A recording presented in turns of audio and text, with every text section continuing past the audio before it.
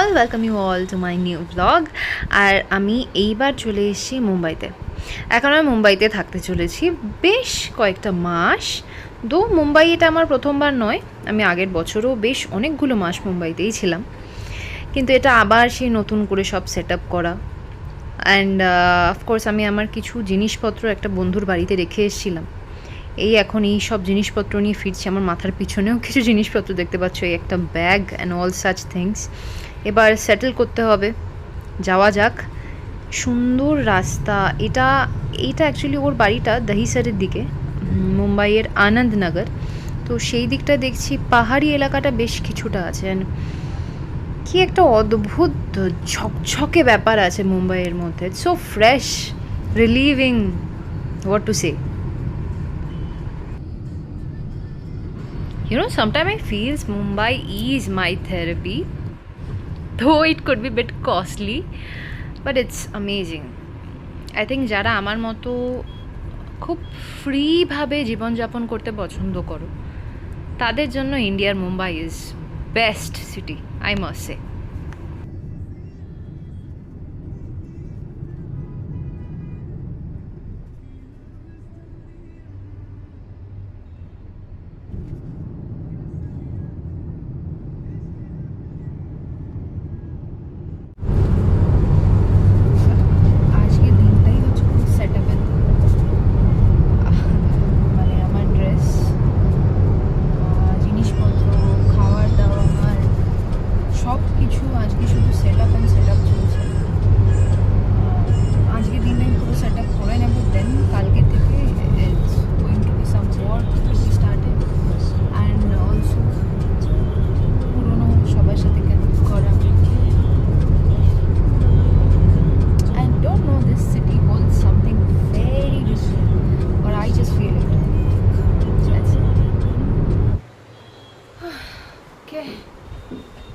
Finally home, মানে আপাতত home.